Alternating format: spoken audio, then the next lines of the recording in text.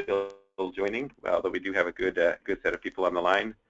And so just in about 1 minute, we'll start. Thanks for everyone for joining.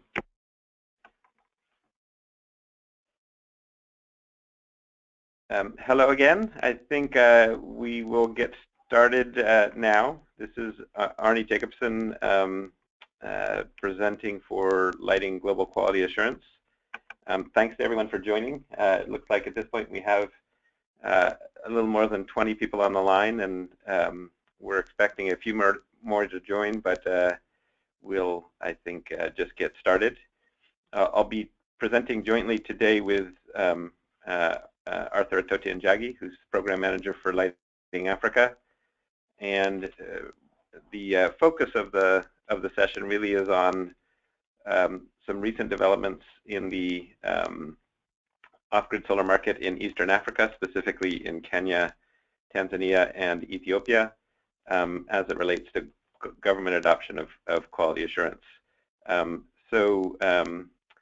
What I'll do now is pass things over to Itotia to just provide a little bit of introduction and setting the scene, and then I'll move forward with a discussion about some of what's been happening in the with regard to government adoption and associated implications. So Itotia, I'll pass it over to you for just a few minutes. So thank you very much, Arne, and thanks everyone on the call.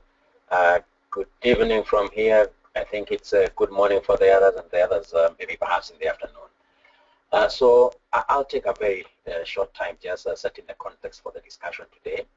And for those of you who may have had a chance of coming over to Dubai for the GOGLA Lighting Global Conference, I think what was really clear is that a couple of years ago, people were rather cynical about the impact of Pico Solar as an energy access product.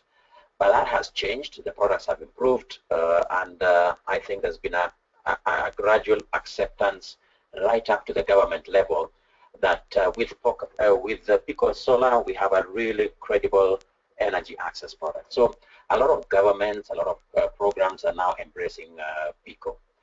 And with that, then getting into the limelight, then there's a focus that comes from the government in regards to looking at the standards for these products, because for a long time there had been a gap in regards to the standards. You had very clear standards for component-based systems, but no standards for the complete, I would say, systems. And so that's where we stand now, where we had developed as Lighting Global these standards as a voluntary standards. But what is happening is that they are now kind of moving towards a mandatory standards because they are now an IEC standards, and government, as you know, are adopting the IEC standards. So we expect that we'll have close to about 20 countries in Africa that will have adopted these standards by the end of the year. And so that's a good thing, but again, this is a big challenge for us, and there's a big risk in the sense that governments, as we have seen, really want to do the right thing. And a lot of them, what tends to happen, if at all they do not have some guidance, try and tweak these standards to be able to suit their local kind of situations in the country. And that can be a really big challenge for manufacturers, because then you'd have, if at all, 20 countries in Africa adopt these standards, and each country has nuanced them to what they think works best for them. Then you'll have 20 standards across 20 countries, and a really big challenge for manufacturers that are looking at Africa as a homogeneous market, with the inherent advantage of you being able to have your products in one location that you can be able to ship across Africa. So that has been our key focus in really looking at this transition from voluntary to mandatory standards, ensuring that the governments understand where we are coming from in regards to these standards, what they mean, but most importantly, that they adopt them as they are today, so that they resist the temptations of trying to make them peculiar to their own individual countries. So Kenya has started off, fortunately, Kenya adopted them as is, We had a couple of challenges where Ethiopia wanted to nuance some of these challenges, but we've been able to have very fruitful discussions as we move along. And the same case for Tanzania, where again, everybody would like to do what is best for their country, but the key important thing is that then how do we really manage this process so that it is wholesome in nature. So that's the context. Really the key thing being right now, governments are really looking at eco-solar systems, and of course the bigger systems. And I think Arne in his discussion will speak to that. But it's all about how do we manage this transition so that it flows well without any challenges, both ones that the governments might inadvertently trigger by themselves by trying to do good. So I think I'll take a pause here, just with those few remarks, because just don't want to repeat some of the things that Arne would say.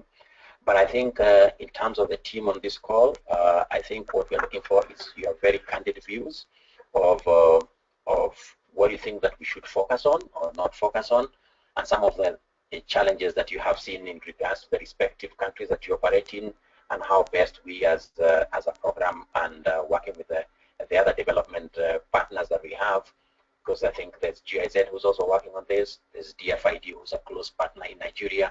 So I think just welcoming your comments in regards to how we should manage this transition. So thank you for that. Thank you, Itotia. And with that, move forward with me presenting, Arne Jacobson, and start off perhaps with just a few key issues related to successful implementation. So this is basically starting with a few conclusions, and then we'll go into the details as we proceed with the session. So I think first, we see quality assurance as a critical element for success of the off-grid solar sector. We see it as having played an important role up to this point in the development of the market, and particularly the Lighting Global Quality Standards and the IEC Quality Assurance Framework and Test Methods as being key elements up to this point. And as Itotia mentioned, government adoption has now begun, and in the context of sub-Saharan Africa, three really key markets, Kenya, Tanzania, and Ethiopia, either have adopted or are in the process of adopting national standards for off-grid solar products, focusing especially on Pico solar products. Now, as these governments adopt, we believe that it's critical to ensure that they do this in a harmonized way, and so we've been working hard to convince in each case that that is the right pathway forward. So far, those conversations have been, I think, quite constructive and have moved in the right direction. I will emphasize that we haven't been going out to governments that haven't raised this issue to suggest that they should consider it. Instead, what we're doing is, as governments indicate an interest or seem to be moving in the direction of adopting standards, it's at that point that we engage and work hard to steer them in the direction of a harmonized approach. Now, national standards provide an opportunity in the sense that if they're enforced effectively, they can reduce the presence of low-quality products in the market. Now, the effective enforcement is not a given, and so there are a number of things and a number of conversations that need to be had around trying to make sure that that works well, both in terms of ensuring that the companies that have products that meet the standards are able to access the markets as seamlessly as possible, but also that those that do not have good quality products or products that haven't met the standards are kept out of those markets. And the enforcement needs to work well on both sides of that coin, and so we're paying attention to both of those. as we move forward with this, there are some transitional issues that have to be addressed to enable smooth implementation. And in the near term, we're especially focused on this question of making sure that the companies that do have products that meet the standards are able to access those markets quickly and effectively. So that's our main point of focus at the moment, and there are a few issues that have to be sorted out on that front, as many of you know. And I think subsequent to that, if we're hopefully able to make that process quite smooth, the next step is to encourage governments on the effective enforcement on the other side of keeping the poor quality products out. I think with that as an introduction, we can begin to dive into the details. I'll start first with just a very quick overview of the Lighting Global Quality Assurance Program. I think many of you are quite familiar with it, but just in case someone isn't, we'll give a quick overview. In terms of the program and how it's set up, this isn't something that we do just on our own. There are a number of partners indicated here with some of their logos, and we also work closely with a network of test laboratories, and with different laboratories playing different key roles. And there are others that we expect to come on in the near future, and I think of particular relevance in the Kenya context. We've had some discussions recently with Strathmore University, and although we haven't engaged formally with them yet, we expect that could happen in the coming months.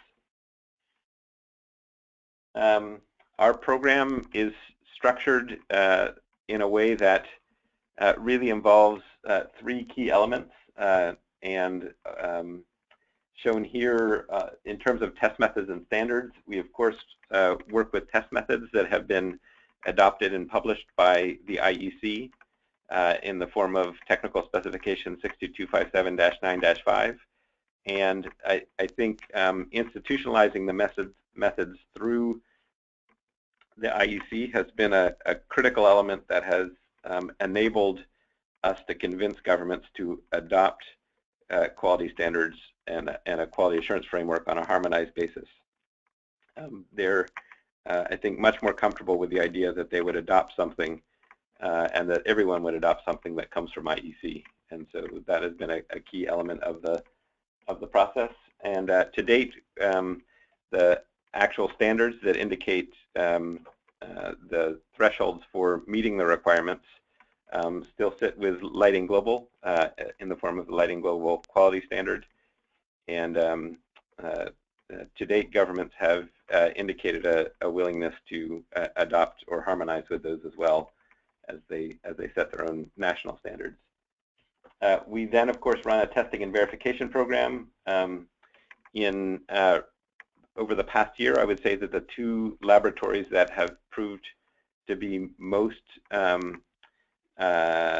important from a question of volume of testing in terms of the qualification testing, in both the QTM testing for evaluating products and also associate renewal testing for extending the status of products, has been carried out by two labs primarily, SMQ in Shenzhen, China, and the Schatz Energy Research Center in California.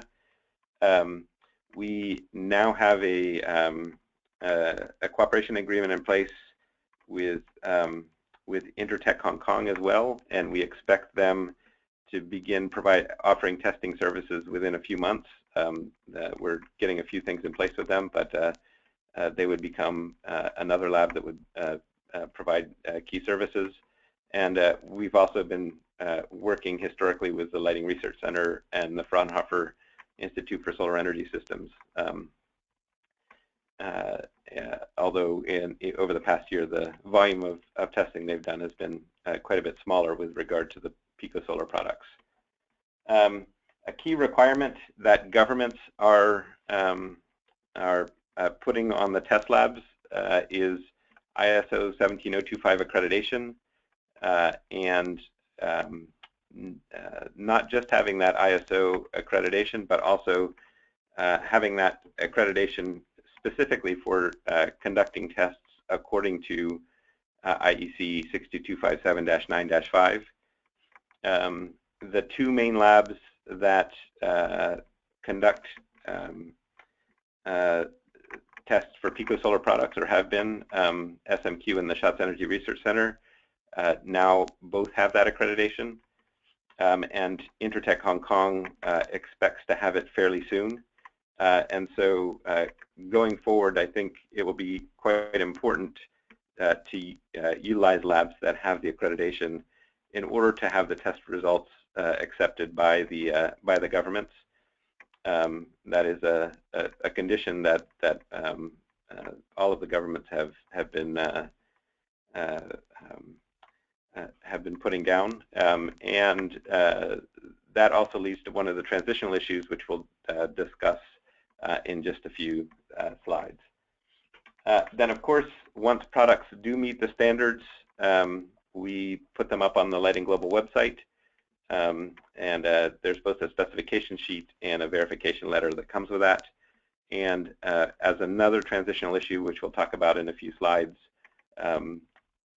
there are some small but important changes that will need to be made with regard to particularly the verification letters in order to facilitate acceptance of products that meet the standards by national governments in the pre-verification of conformity process. So that's a quick overview of the program, as well as a few notes about some things that are coming up with in relationship to government adoption. In terms of test methods, of course, the methods that we use to determine if products meet the standards are the quality test method, or QTM. That's the main method that we use. And then we have a very similar method, but with a smaller sample size, that we use for renewal, called associate renewal testing. And then we use market check testing to ensure that products continue to meet the standards over time. And I think all of these different test methods end up being relevant in the context of conversations with the governments.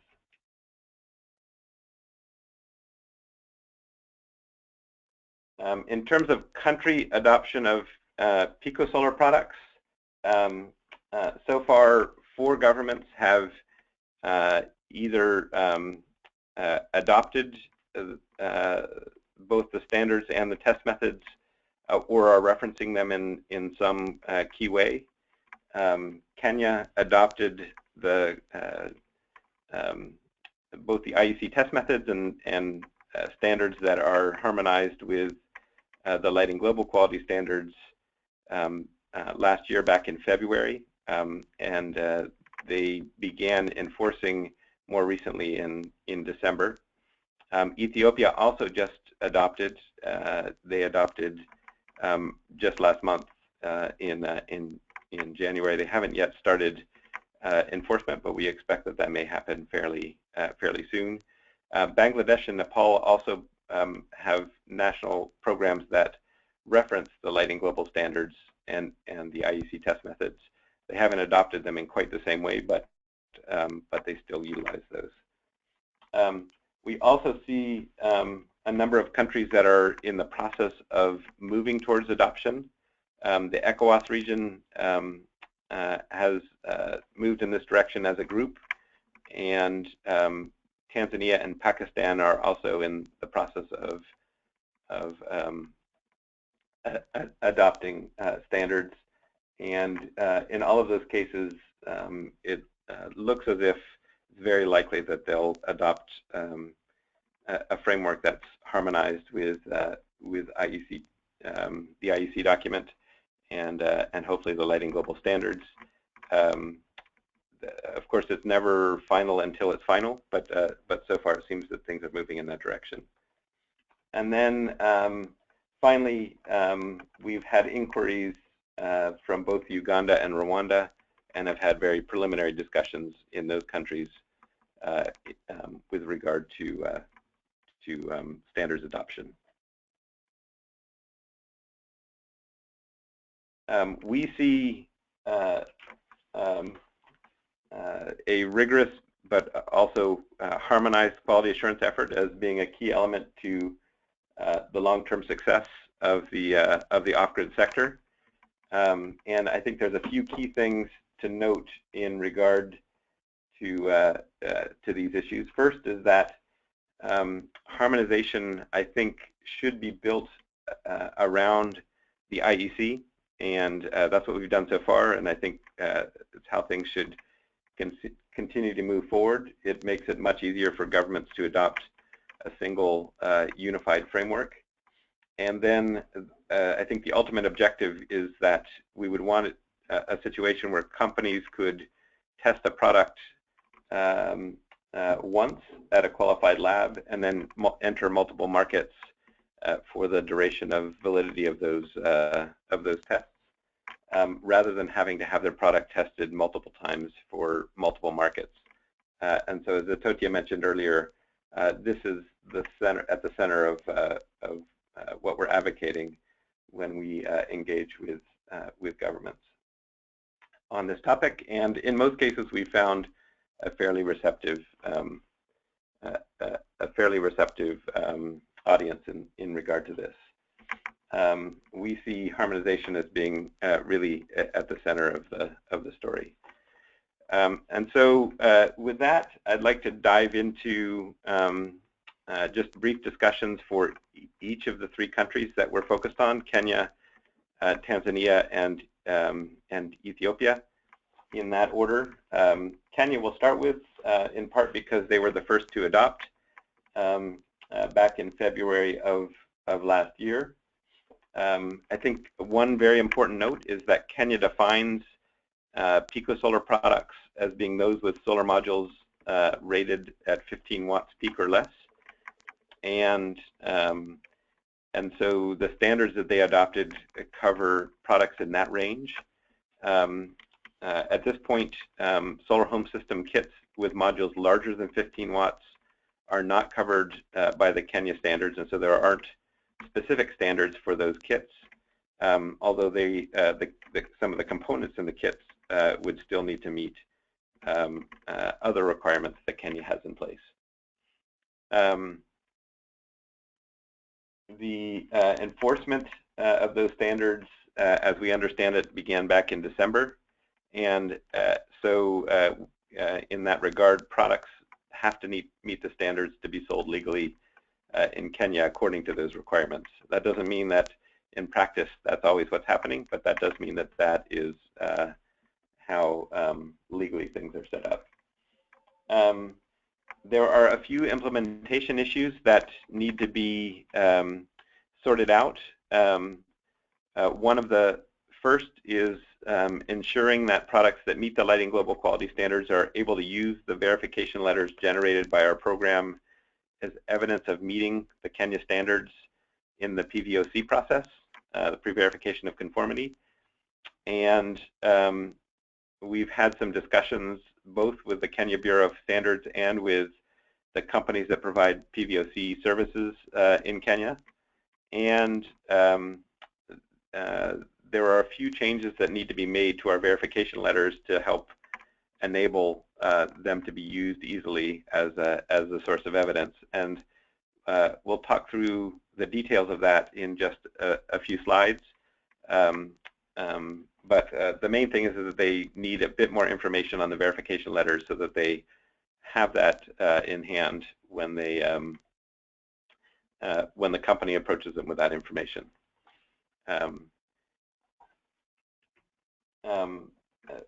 The second key issue is related to test laboratories.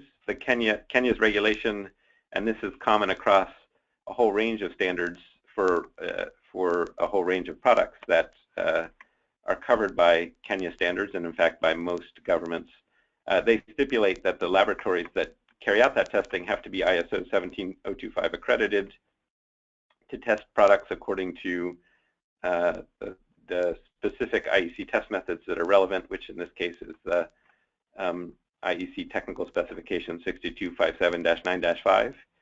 The main labs conducting the QTM and associate renewal tests for the Lighting Global network are now accredited according to that. And so going forward, we don't see this as an issue, but there are a number of test reports from the last couple of years that are still valid within the Lighting Global framework, but they were conducted before accreditation was in place. And so we had a conversation with the Kenya Bureau of Standards, asking them to accept those past test reports based on the idea that they were conducted at the same labs that are conducting them going forward, and it just took a bit of time for the accreditation to be in place, and that seemed like a reasonable thing, given that the IEC test methods were only published a few years back, and it does take some time for that accreditation to be put in place. The discussions we had, I think, were productive, and we're optimistic that Kenya will end up recognizing those past test reports. We've sent a memo to the managing director of the Kenya Bureau of Standards requesting that he issue a directive to the PVOC companies, asking them or telling them that they should accept the Lighting Global verification letters and all valid Lighting Global test reports, including the ones, the prior ones that occurred before the labs were accredited. We don't know exactly how long it'll take for that directive to be issued, but we're hopeful that it'll be issued fairly soon. And I'm happy to keep people updated on that as we have additional information. Moving over to Tanzania. The Tanzania Bureau of Standards issued a directive in 2015 indicating that products imported into the country should meet the Lighting Global standards based on testing at laboratories that are ISO 17025 accredited. And it appears that at least some of the PVOC companies that are serving the Tanzania Bureau of Standards are requiring that test reports from ISO 17025 accredited labs be provided in order to have those products be brought into the country, and this has caused some issues for some companies. Based on a discussion with the Tanzania Bureau of Standards, we're sending a memo very similar to the one that we sent for the Kenya case, requesting acceptance of the past, both past and future Lighting Global verification letters and test reports. So basically asking them to do something very similar to what we're asking in the Kenya case. In addition, Tanzania is now working to adopt national test methods and quality standards that are harmonized with the IEC test methods and the Lighting Global quality standards. The technical committee is meeting now, or has been meeting over the last few weeks, and will continue to meet. They have to go through their formal adoption process, and based on that timeline, we're anticipating that formal adoption would occur by the third quarter of this year, so sometime between July and September. But again, that's something that we can keep people updated on, and I think that the Tanzania Renewable Energy Association, TAREA, is also a very good source of information for the status of those discussions. So the Tanzania case in some ways was a little bit confusing because they issued a directive before adopting their own national standards, but they're now moving to adopt their own national standards that will hopefully be harmonized. And in the meantime, just to recap, in the meantime, we're working with them to get them to hopefully accept all of the past test reports from Lighting Global as evidence that those products meet the standards. Again, I'm happy to answer questions to the best of our ability towards the end of this webinar if people have questions about the status in the Tanzania case. In Ethiopia, the government there, the Bureau of Standards, adopted harmonized quality standards and test methods in January, so just last month. They have not yet begun enforcing the standards, but we anticipate that they will do that soon. I don't know the exact timing of that, but we will do our best to track that and keep people informed. All of the same issues that we noted previously regarding acceptance of past and future Lighting Global verification letters and test reports apply in the Ethiopia case also, and we are in conversation with the government of Ethiopia about those topics and are hopeful that that will have a similar outcome where Lighting Global verification letters will be accepted as evidence of meeting those standards.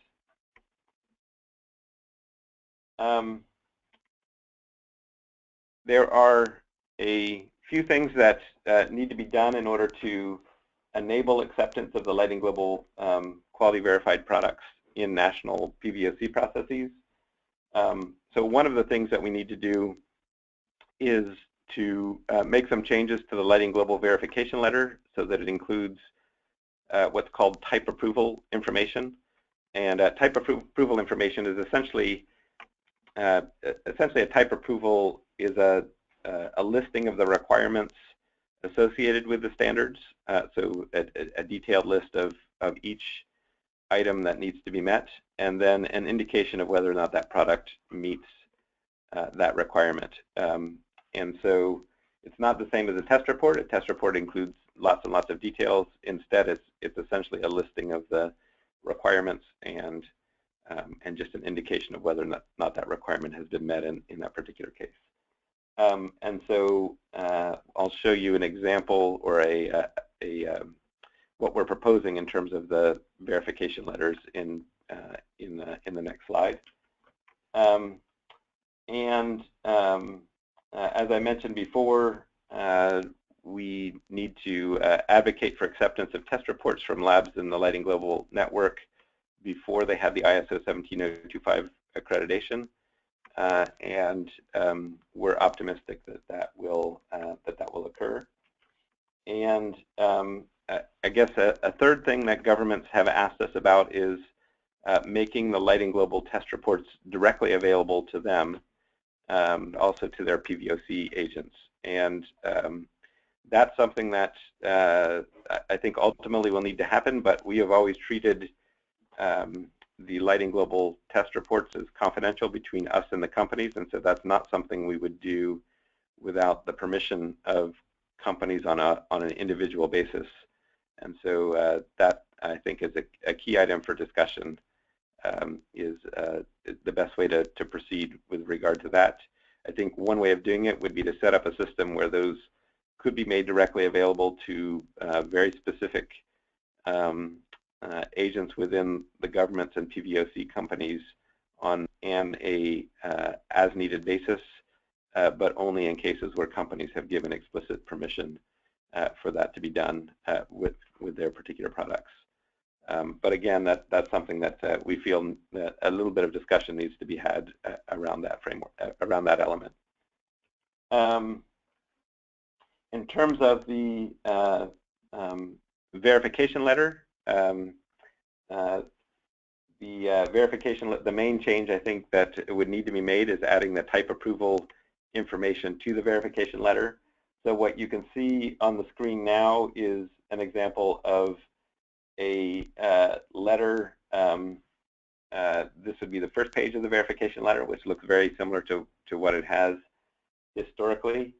And what we would do is add additional information on subsequent pages that includes the type approval information. And so what is being shown here for a particular product is what that type approval would look like. So it essentially would have a listing, a detailed listing of each of the requirements associated with the lighting global standards, and so both the category and the very specific details associated with the standard, and then it would indicate whether or not that product met that requirement.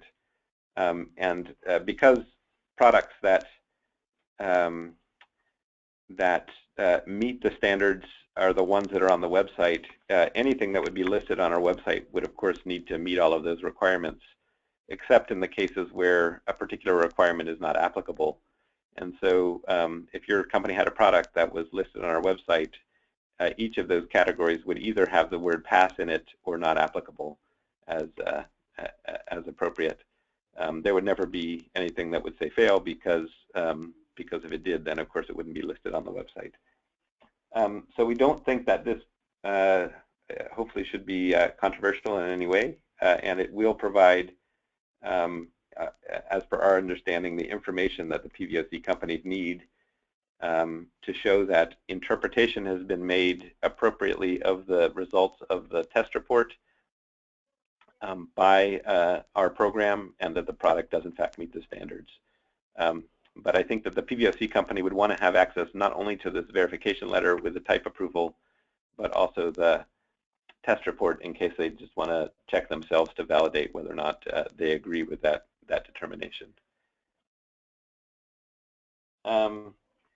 There are a few additional related questions and issues that I think are important as we think about national adoption of standards. One is how can low-quality products be kept out of the market once the standards are in place? I think to be successful, national enforcement needs to include measures that relate to pre-verification of conformity, which means trying to stop the low-quality products at the border to the degree that they're imported. And that's part of the story, but I think we all know that borders are not perfect, and low-quality products, even if it becomes harder for them to be brought in, will still find some way of coming in some cases. And so the PVOC process is necessary but not fully sufficient. And so market monitoring, which essentially means detecting and eliminating low-quality products that have already entered the market, will be an important part of that story. And we're discussing or have had preliminary discussions with governments about ways that they can build their in-country capacity for market monitoring in Kenya, Tanzania, and Ethiopia. And we see that as an important element of making all of this work, because some of the low-quality products will still reach the market, and there has to be a way of detecting and hopefully pushing them out even once they're in the market. In addition, counterfeit products are an important question. They've emerged as a major issue in the off-grid sector, as many of you are of course aware. And national governments often have anti-counterfeiting agencies that are separate from their standards bureaus. I think engaging with those processes may also be necessary, especially for the companies that are facing a significant counterfeiting problem. Lighting Africa is holding a stakeholder workshop in Nairobi on February 24th. Itotia and the team there in Kenya can provide additional information about that if people are interested. It will cover topics related to quality assurance as well as anti-counterfeiting measures in Kenya, and we encourage people to attend, especially if they're active in the Kenya market. And then finally, I think it's worth taking a moment to ask about quality assurance for solar home system kits. As many of you know, that Lighting Global has expanded its quality assurance program to cover plug-and-play solar home system kits with modules up to 100 watts peak at this point. At this point, government adoption of the Lighting Global quality standards only applies to Pico Solar products, not to the solar home system kits. In Kenya, the definition of Pico Solar has been set at 15 watts. The systems larger than 15 watts are not covered by those particular regulations. It's unclear exactly what the upper threshold for Pico Solar will be in other countries going forward. We historically have used 10 watts as the dividing line, and would think that something a bit smaller than 15 watts is probably what's most appropriate. But in any case, in the Kenya case, 15 watts is where that boundary is set. And we don't anticipate that governments will adopt the solar home system kit framework that Lighting Global has developed immediately. That framework has not yet been adopted by IEC, and usually governments won't adopt until IEC has. And so, given both the process the timing of the process on the IEC side and the timing of what would happen afterwards with governments, we think it'll be probably 1 to 2 years before governments would even begin considering adopting the solar home system kit framework. That's I think what we have in terms of specific detailed information. But what we wanted to do now is move into a question and answer phase, and field your questions and hopefully be able to answer them.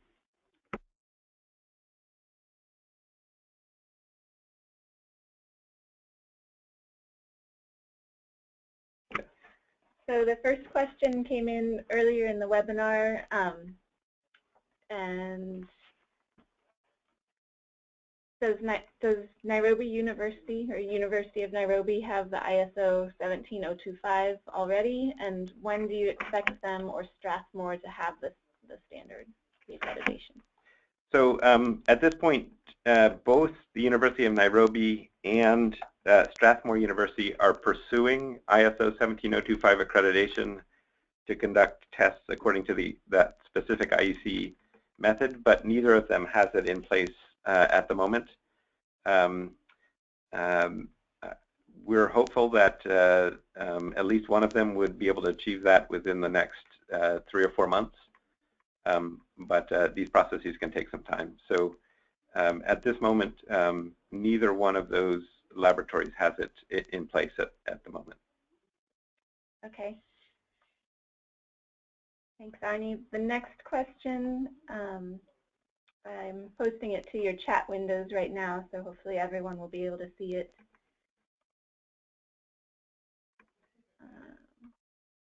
And it is congratulations, first of all, for this great step forward for enforcement in Kenya and Tanzania. Why is it not becoming mandatory to prove compliance with IEC 62257-9-5 to pass PBOC? This might be the only realistic enforcement possible. And the same question applies to Ethiopia. Only if the standard compliance is mandatory for CIQ inspection from China, it will be an effective enforcement. CIQ is executed by the China government and very strict, much stricter than the Ethiopian customs. And so it seems like there's maybe 2 parts to that. One is I think the first was asking why isn't testing according to the IEC test methods required for the PBOC process, and that is exactly what has become required in the Kenya case and what has been adopted in the Ethiopia case, and what we anticipate for Tanzania as well.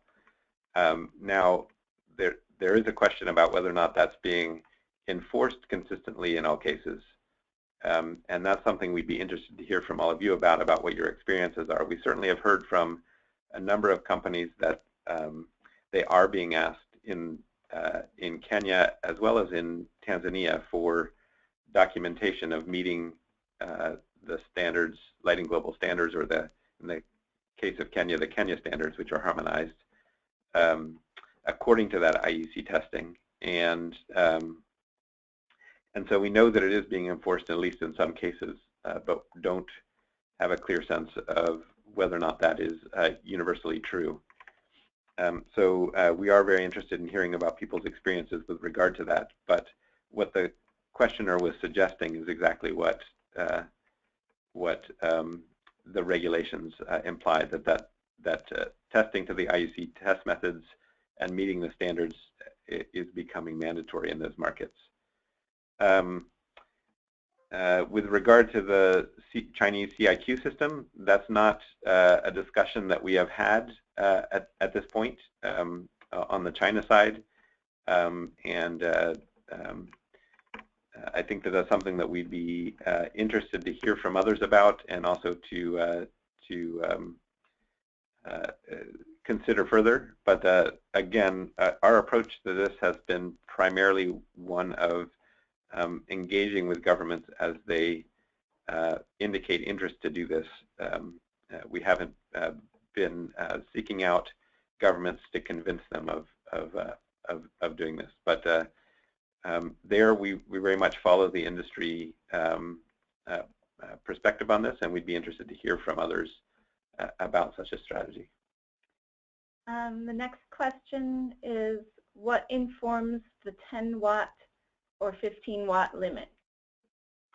So I think that in the case of the Lighting Global program, we had originally set an upper bound of 10 watts several years back, and it has essentially become something that is there for historical reasons as a rough boundary.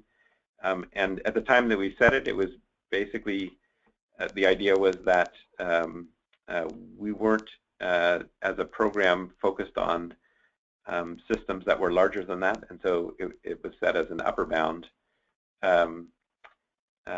just for practical reasons. In the Kenya case, they ended up going with a 15-watt upper bound, and I wasn't part of the discussions that led to the exact determination of that upper bound, but I think that certainly the test methods that we do have are able to test products up to that limit. And so in some ways the boundaries for these are somewhat arbitrary, and in a perfect world, it could be that they would be set in a different way, not in reference to the PV module size at all, but instead in relationship to the function of the products or the design of the products. But I think in practice, when you're working with a PVOC process and a standards process, people tend to want something that's fairly easy to determine quickly as the boundary point, and PV module size has been, I think, historically what people have looked to as an easy determination of where that boundary should be. Okay, great. Next question. When did SMQ and Shots Energy get their ISO 17025 certs? So SMQ obtained their accreditation back in 2014, and so all of the tests that have been conducted by SMQ have been while they have had their ISO 17025 accreditation. The Shots Energy Research Center obtained its accreditation last month in early January.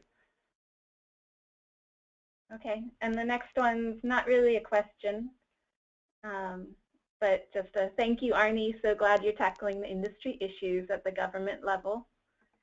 And then we have a question, does KEBS require a KBS stamp or label for importation? This is a question that Itotia might be able to weigh in on as well. My understanding is that if you meet the Kenya standards, you're entitled to use the KEB stamp, but I'm not certain if it's a requirement. Maybe Itotia, do you have additional information about that? Yeah, so thanks, Arne. So yes, I think once you pass the standards, they provide that. But the challenge that we have here is that you have products already in the market that were having that stamp, more or less done on a health and safety check, and then you have the new products that have come in that are meeting those standards. So you kind of have the same level, but kind of means two different things depending on when the product was tested. But I think going forward, yes, the people still will get the KPS standards. But the most important thing is now to work with KEBS to ensure that it is a meaningful standard and everybody now knows what the new parameters that it stands for. And Itotia, can you clarify, is it required to use the KEBS stamp, or is it just a possibility or a right that a company has gained? You are required. Once you pass, you're required, because sometimes they do have those surveillance, and if you do not have that stamp, then or the seal, it can be problematic. But once you have passed the standards, then you are given access to that seal. Okay. Great. Thanks, Itotia. The next question is, can any manufacturer pick verification docs off the website and use these to apply for importation from the government? If so, will this be curbed going forward? I'm not sure I fully understand the question, but in terms of are the products that are listed on the website, anyone can access the documents that are listed on the website because they're on the website, and so they could be downloaded by anyone. The discussions we've had with the PVOC companies and with the governments is that they should obtain documents for a given product from the website rather than just receiving them from the company. So if they receive them from a company, they should go to the website and confirm that they are listed there, so that that verification letter and type approval doesn't get counterfeited, because we know that someone could choose to do that. And the discussions we've had so far indicate that that would be consistent with how they would do that. I guess I'm not sure if I understand fully if the question was suggesting that a product, if a company that hadn't had their product tested could download somebody else's verification letter and use it, if that was the question or the implication. And I think in that case, that would be a situation that would apply in the case of a counterfeit, where it's a direct counterfeit, where the name of the company was being stolen along with the form factor of the product. And one of the things that we talked about in the conversations with the Kenya Bureau of Standards is that they have a provision where a company can register who the authorized importers are for a given product, and that's something that can be flagged in the import-export process. So if the company that is trying to import the product and that comes with the verification letter is not one of the authorized importers, that would raise a red flag, and they would check into that further. And so that could be a way of addressing that particular issue. We haven't had that same conversation yet in Tanzania or Ethiopia, but we would hope that they would have a similar provision in place. But what the Kenya Bureau of Standards did indicate that it would really be up to the company to take a proactive stance to contact them to let them know who the authorized distributors were or the authorized importers were, to ensure that there wasn't otherwise they just wouldn't flag that in their process. They wouldn't know to look for that. So I'm not sure if I answered that question fully, or if that's what the intention was. If there's some aspect that I didn't answer, please send a follow-up note, and we'll try and address that. Okay, great. The next question is, will the 17025 certificates be posted on the Lighting Global website for easy access? So I think going forward, the way that that would typically work is that the 17025, when a product is tested according to a lab that has 17025 accreditation, we would include that on the test report, so that the test report itself would have that seal on it. I think that we can also post the certificate to the website, but I need to check with the accreditation agency to see if that's something we're allowed to do. I think that we are. Okay. The next question, with the increased security concerning batteries, or increased scrutiny concerning batteries, specifically their transportation, will Lighting Global quality standards extend to battery safety regulations and requirements, and thereby facilitate transportation and logistics for products with rechargeable batteries that are manufactured in China and sold in East Africa? That's not, so I guess I'm not sure who asked the question, but it might be useful for you to follow up with a more detailed email, so that I know, or so that we know exactly what it is you're suggesting, and can have a conversation about that. Because it sounds like there's some nuance to exactly how that would be done. We haven't added at this point additional safety requirements associated with batteries and battery shipment. But if there's something that would be productive and make sense for us to do, we would be happy to have that conversation. Now, of course, one thing to keep in mind is that now that we are engaging with governments around this issue of standards adoption, it makes it harder for us to make changes to the Lighting Global standards, because the moment that we make a change, it becomes then not harmonized with the various governments. And so we have to think carefully about that and engage with governments to make sure that we're not creating a problem in that regard. Now, there could be some things that we could do where that wouldn't represent a problem, but we would want to think carefully about that as well. So in any case, we would be interested to have, we're always interested to have those sorts of conversations. If there's something useful that we can and should do in that regard, please drop us a line, and happy to discuss it further.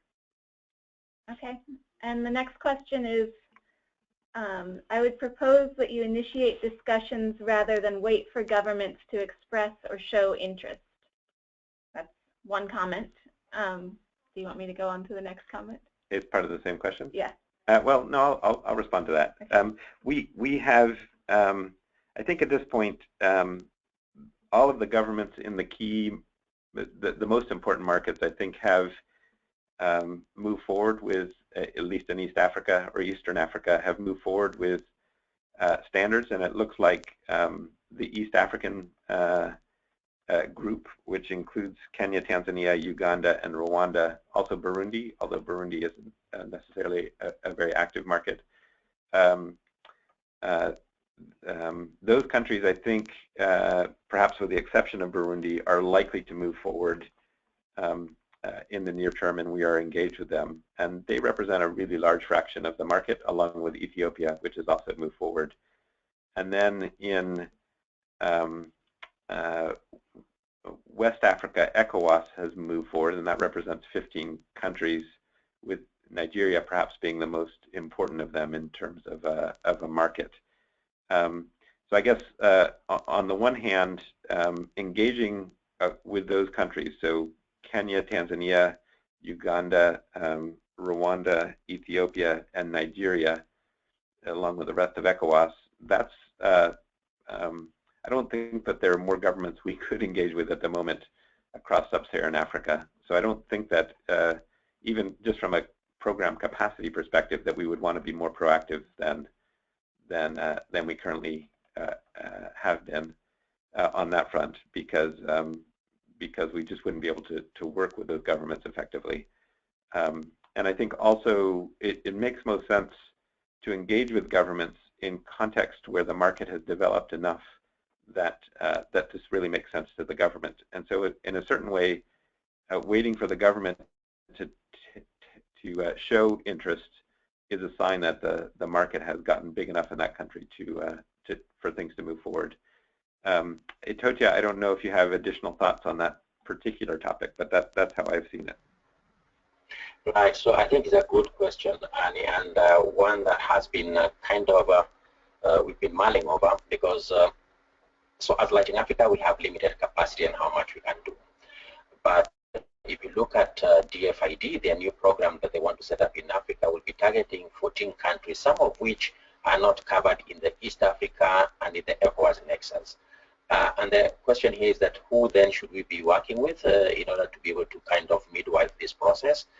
And I think teams like GIZ or maybe some of the technical partners with the DFID are people that we should be engaging with. Right now, they might have additional capacity to be able to see through the process. So I think it's something that we'll be looking at, especially given the fact that you'll have a lot of new country programs coming up in the next, I think, 6 to 12 months, and we should think through how we can provide perhaps not a direct support, but indirectly to these organizations that they can in turn be able to help the government implement this. Thanks, Itotia. And I think we covered this as well, but another part to this question was the regional economic bloc engagement, as in the ECOWAS instance, is better than individual country engagement to secure and safeguard harmony in different country standards. Yeah, and we agree with that. The other relevant bloc, the other primary relevant bloc, is the East African community, and I think their things have moved in a direction of individual government adoption, but in a way that I think will lead fairly soon to a region-wide adoption. Okay, and then the third part to this question is, are there any plans for post-use end-of-life recycling or disposal?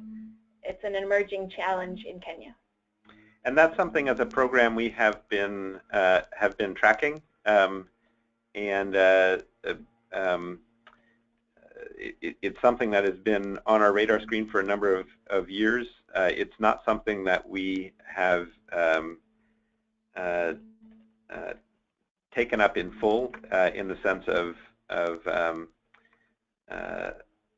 organizing specific activities beyond discussions and analysis.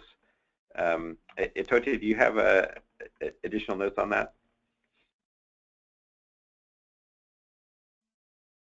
Yeah, so I think you're right. It's an issue that we've been grappling with for some time, and luckily Google has a working group that is working on this. But what was evident is the fact that it's an element of scale, and it's really unfortunate that the company that had set up a recycling plant in Kenya that was also looking at electronic waste closed. And from what we gather, the key issue that they had is just getting enough volumes to be able to justify the activity that they had taken up. So it's a volume game. It doesn't also help the fact that that the regulatory framework doesn't facilitate this. So Kenya, as an example, does not allow waste from Tanzania to come here, or the Ugandan waste.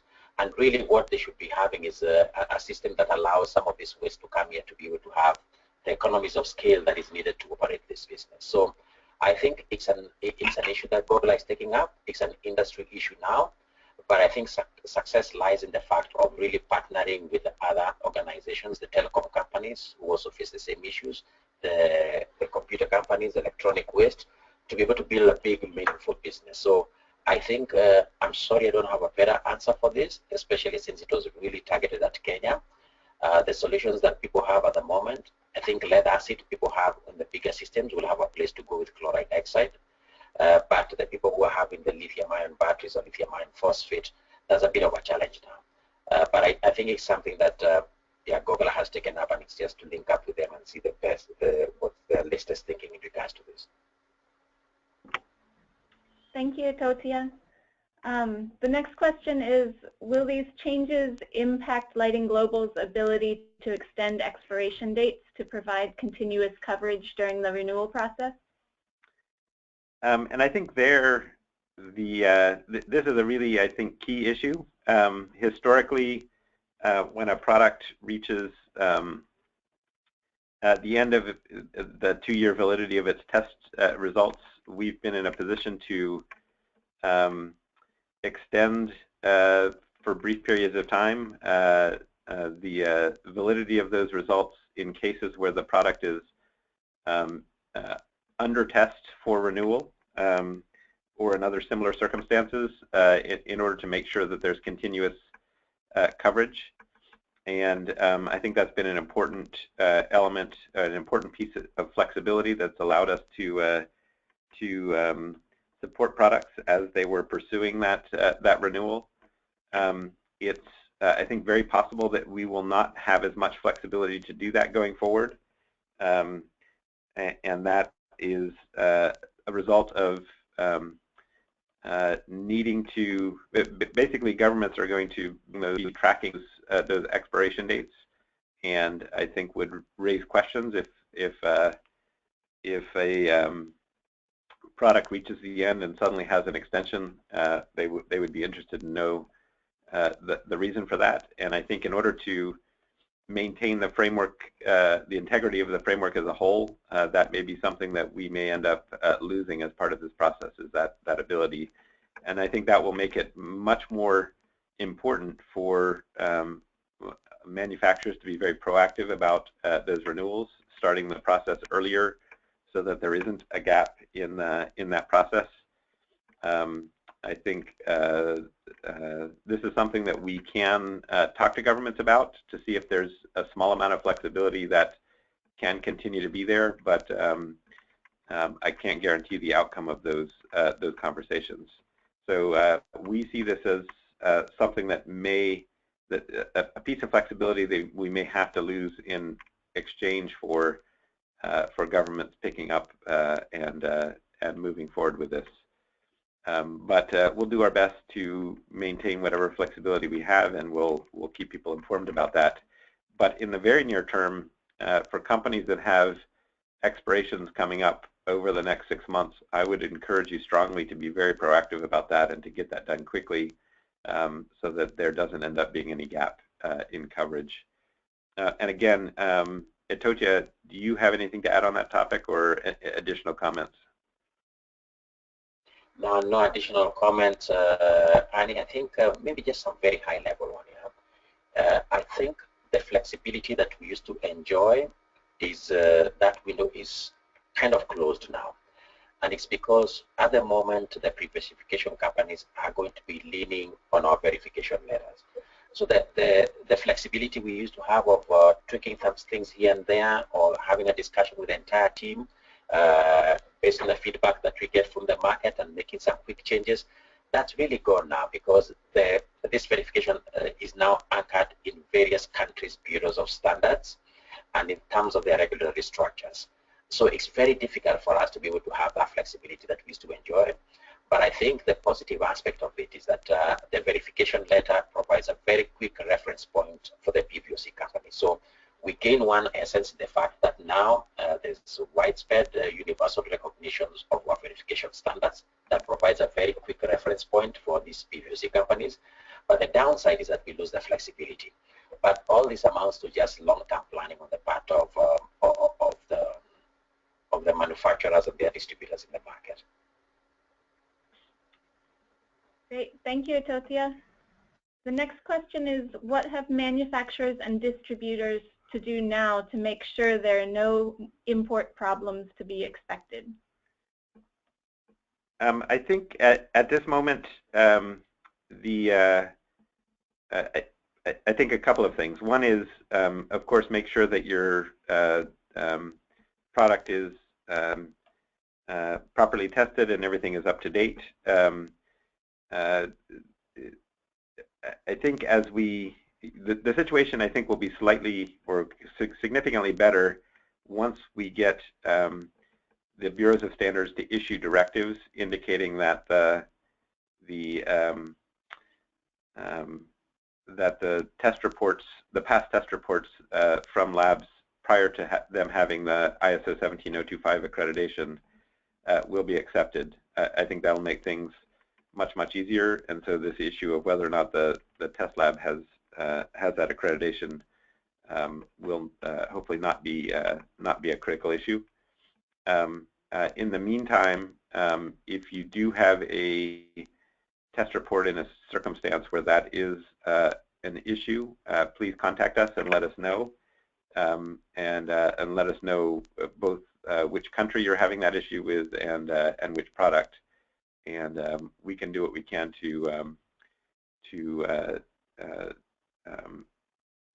follow up with the respective Bureau of Standards and to let them know that this is a serious issue. But I think that the main thing that we need to address in the near term is having the Bureaus of Standards issue those directives so that the issue doesn't persist.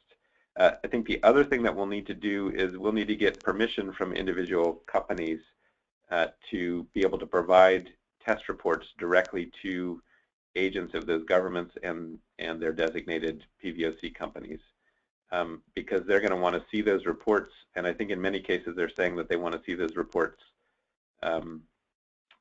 in a way that doesn't involve the company handling the report in between, because they worry about people modifying the reports. And so they're going to want to get those directly from us or from the test lab. And one simple way of doing that is for a company to give us permission to provide them to those specific agents on an as-needed basis. We won't share those without your permission, but having that permission to do so would I think, facilitate the process. Okay. The next question is, when will the updated verification letters be available? So we have updated versions of them. I think we're going to want to, it will probably take us a short period of time to generate those letters for each of the products that are on the website. That's really more just a staffing and administrative question. We didn't want to issue them prior to having this webinar because we wanted to give people a chance to see that before we made that change. But I think at this point we can move fairly quickly to put those in place. So I need to sit down with staff to think exactly about how long that will take, but I don't think it'll be particularly long. Perhaps on the order of 1 to 2 weeks.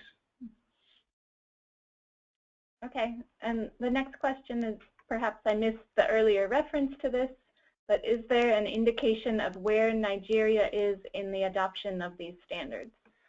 Yeah, so Nigeria is part of the ECOWAS group, and ECOWAS has gone through their entire an entire technical process of adopting the IEC test methods and a set of standards that are 99% harmonized with the lighting global quality standards, but with a very few small nuanced differences, with the main differences being related to, if I remember correctly, ingress protection, where they're a little less flexible in terms of accepting warning labels and technical levels of protection that that don't involve just meeting the IP requirements. And they also have slightly different on-the-box labeling requirements in their framework. And we encourage them not to do those things, but that is what was eventually moved through their process. My understanding is that they're just waiting for final approval from the appropriate ministers at the ECOWAS level, and a meeting of those ministers has been delayed in the region for some time, mainly related to Ebola and the issues associated with having a meeting across all of those countries. But I think that now that issue is largely passed, it's my understanding that in the coming months they will have that meeting. And so we expect that in the first half of this year, and certainly within this calendar year, that will be officially passed at the ECOWAS level. Now, when it's passed at the ECOWAS level, my understanding is that that just means that all of the countries then have those standards and test methods on record, but then it's up to individual countries to determine how they want to link those to policy in their country. So for many of the ECOWAS countries, I think that what will happen is essentially nothing, which is that they will have them on record, but they will essentially be voluntary, and they won't link them to policy, at least not immediately. And so there won't be a significant effect on the market from doing that. But in Nigeria, I think that that's not true. I think Nigeria will move to make those a mandatory requirement and will begin enforcing them. And so I would expect to see that in Nigeria sometime this calendar year, but perhaps not true in most of the other ECOWAS countries. Again, that's just me speculating based on what I know, so could play out differently, but that's my understanding. And this is a related question of, out of the 3 countries you talked about, or besides the 3 countries you talked about, are there any other countries that are making the lighting global standards mandatory? Yeah, the ones that we showed on the screen that had all of the flags, I think, are the ones that we know about. So in Sub-Saharan Africa, the 3 that we talked about, plus we've had some initial discussions in Uganda and Rwanda, so I wouldn't be surprised to see activity there this year. And then the ECOWAS countries, so the 15 countries associated with ECOWAS. We're not aware or in discussion with other countries on this point. If anyone on the call knows of other countries where the government has expressed significant interest, or where you think that we should be considering it strongly or should proceed to reach out, please let us know, and we'll certainly consider that. Okay. And then back to the KEBS answer from Itotia. Once you receive the standard stamp, KEBS nowadays issues out stickers to place on the products. Do you have to place them on the units mandatory, or is the PVOC compliance sufficient?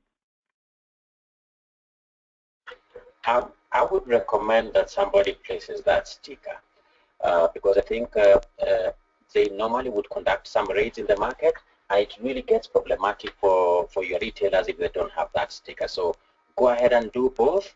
I think the PVOC companies will provide you with a verification with a proof of conformity, but at the same time you still need the KEBS sticker. So please, I would recommend that you go for both, just to be on the safe side with the authorities once they conduct their surveillance and the raids. And I think part of the other issue that we are really focusing on with KEBS is to address the issue of counterfeit and to address the issue of low quality products. So, and that's for the case for Tanzania and in Kenya. So we are going to be working with the Kenya Renewable Energy Association and with the TAREA, the Tanzania Renewable Energy Associations, to really have a process in which they can work closely with the agencies that are responsible for really looking at either counterfeit issues or low quality products. And one of the hallmarks that these 2 standard bodies look out for is, one, their seal as an indication of whether the product has passed the standard. So please have those 2 just to ensure that you're on the safe side. Thanks, Itotia. I think we have about 2 more questions, and then we'll be wrapping up. Mm-hmm. So the next question is, are any of the countries considering consumer awareness campaigns to educate consumers on how to identify quality products?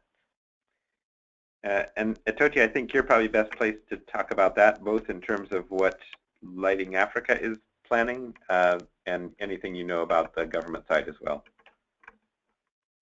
So in Nigeria, Ethiopia, Kenya, and Tanzania, we'll be having the regular Lighting Africa programs that emphasize a lot on the quality products and what to look out for.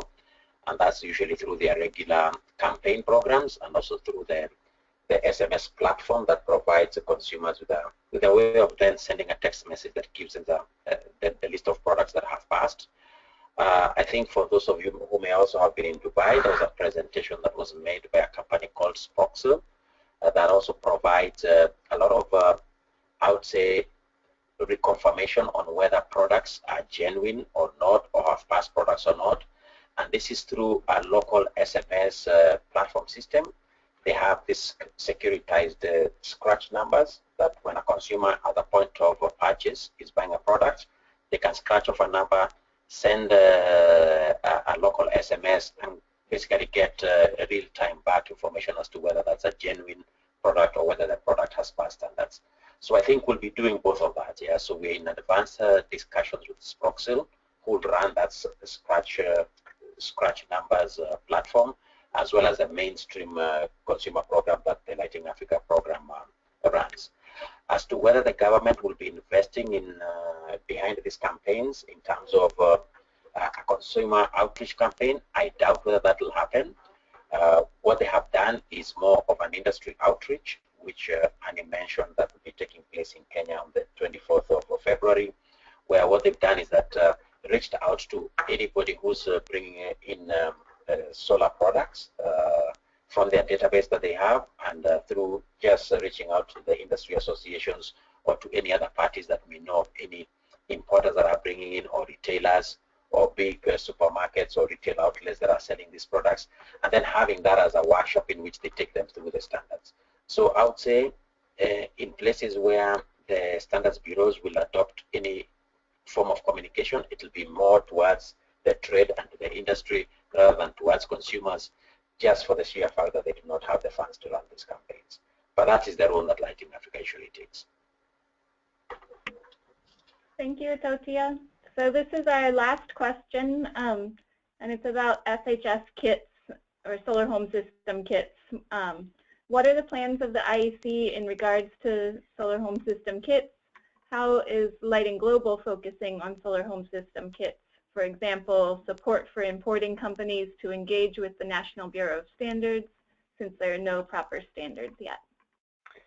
So as I think many of you know, we have adopted standards within the Lighting Global program and a set of test methods for solar home system kits. Last year we went through a pilot testing program and listed the first, at this point we've listed the first 5 products that have met the kit standards on the program website, and we expect more will be listed soon. And we are also now accepting applications for testing products according to those test methods. So we're moving forward on the quality assurance side with those. And I think Itotia would be able to better speak to plans within individual countries about Lighting Africa in that regard. I'll go on to, before passing it over to him, I'll go on to answer a few other parts of the question on the quality assurance side. So in terms of IEC, IEC is looking to adopt the test methods that Lighting Global has developed. Normally that process takes some time, and so that would probably, the process internal to IEC, I think, will begin within the next couple of months, but will probably take to the end of the calendar year before they would be fully published, and it could take longer. So I think, but I wouldn't be surprised that by the end of this calendar year, if IEC has adopted and published those test methods. And I think it would only be at that point that governments would begin to consider them, and it could take even a bit longer than that. Itotia, do you want to say a word or two about plans within Lighting Africa country programs with regard to solar home system kits and support? Right. Okay. So thanks, Arne. So I think we'll follow the same similar path that we took for the Pico systems, where once the products have passed the standards, we can then begin discussing with the various manufacturers and their importers on the ground as to the nature of the support that they require. I think from the discussions, the initial discussions that we had, it looks as if the platform is basically almost the same. I think the difference will be in regards to the support structure that would be needed for the service and maintenance, just because the products have a lot of appliances that go alongside with it, and there's a bit more, I think, that is required in regards to servicing these products. Of course, financing will be a big factor on this, because this will be $200-300 systems, and microfinancing will be an important element in terms of the affordability aspects in the rural areas. So I think we always have a situation where the IC standards usually play catch up with us. So as long as the products have passed the standards that the industry has accepted, then we will support them on the ground. And once the IC standards catch up, then I think that will be a country requirement rather than a Lighting Africa requirement. So it will move from a voluntary standards in which somebody participates in our program, more towards a mandatory standard in which they must meet that prerequisite to be able to bring the products in the country.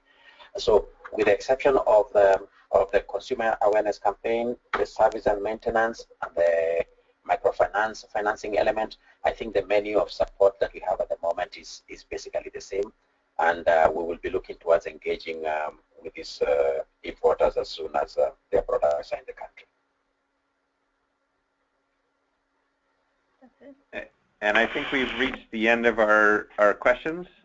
Want to thank everyone for participating, and really appreciate the engagement, and look forward to being in touch on this as we go forward. We will do our best to keep you informed of any developments that occur in this regard, especially with regard to any directives that come out from the various bureaus of standards in relationship to the PBOC process, but other things as well.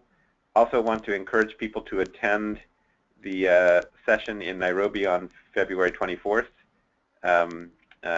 in case that they have the opportunity to do that. I think it could be a very useful discussion involving both people from the industry side and from government, CAREA, etc.